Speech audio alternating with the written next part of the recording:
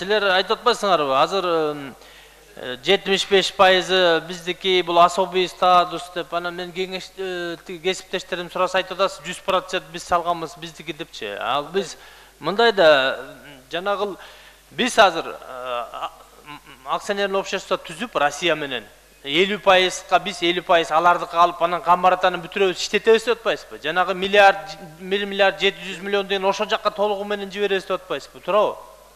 Сиз бул жерде башкача айтып атасыз да. Биз азыр Россия менен түзгөндө биз 50% дебедикпи? Камбарата 2-1 ошондой болуп мындан ары иштешет деп. Силер туура эмес болуп атат. Ошону тактап койсоңуз кандай болуш керек? Камбарата 2 кеси бул бүт бары өзүбүздүн республиканский бюджеттен курулуп атат. Жана мен айтпадымбы? 3,5 миллиард постановление бөлүнгөн, бирок 2 миллиард 900 бөлүндү. Биринчи агрегат кирет, бул бүт бары республиканский собственность. Ошол эле кичине айтат 25%ке жакын АО станциядан, а калганы бүт бюджеттен деп. Жалпы жонунан 4 миллиард 280 миллион уставной капитал деп.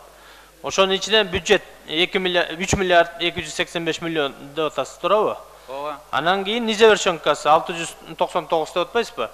Ошо низавершенка боюнча силер эски баа менен алып атасыңарбы же бүгүнкү күндөгү рыночный баасы менен алып атасыңар? Рыночный эмес, бул 1 январда 207 балансовый стоимость ошо Камбарата 2ники. Жок, туура, бул балансовый стоимость ба эски акча да мурдага кеткен. Азыркы рыночный баа менен койбойсуңар, кичине кымбатыраак болот деген да. Азыр мамлекет менен совместный түзүп атканда билбейм, оценкасы кийинирээк болот го менимче. Бирок ушул фактически болгонун биз көрсөтүп ошо менен кирип атат да станция, АО станция. Жок, жанагы кийин Россияга менен биз долларга киребиз да, 50% Сиз билип койсуңузчу. Россия жөнүндө общий сөз жок бул жөнүндө. Ал Камбарата 1 боюнча келгенде анан Россияны поднимать этесиздер да. Бул Камбарата 2 жөнүндө сөз болуп атат. Баары бир эми бүгүнкү күндөгү баягы баары бир эмес. Реальный баасын коюш керек да. Сиздер Советтер Союзунун убагындагы эски баа менен коюп атасыңар, бул арзан болуп калып атат да. Бүгүнкү күнү рыночный баа. Ошол эле низавершенканы сиз айтып атпайсызбы? 699 миллион деп. Азыркы күнү. Сиз ушул күнү, азыркы күнү ушул салып көрсөңүз, бул 600 эмес, это 2-3 миллиард болуп кетет. Бүт строй материалдын баары кымбаттады андан беричи. Балансовый стоимость 699 же болсо 700 миллионду рыночный баа деп көтөрүп туруп анан кийин биз акционерлик общество түзсөк, анда государственный доля 25ке түшүп калбайбы? 6 миллиард керек деп атпайсызбы мындан ары бүтүргөнгө? Ошол 6 миллиардтагы толугу менен бюджеттен кылып, анан бул толугу менен мамлекеттик менчик болобу?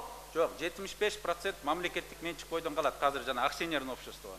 25 АО станцияныкы болот. Анан калган келген акчаларды мисалы бюджеттен, республиканский бюджеттен акча берсеңер, анда как может кредит или бюджетный суда катар бересиңер да, кийин баары кайтарып берет да.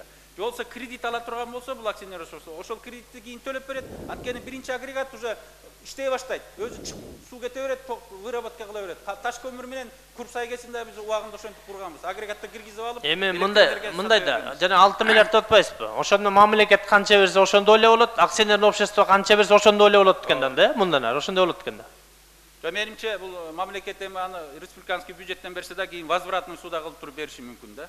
Же болбосо эгер көбөйтөм өзүнүн долясын десе берет дагы кайра сиздерге киребиз, уставной капиталы 90га чейин, 100га чейин чыгып кетет.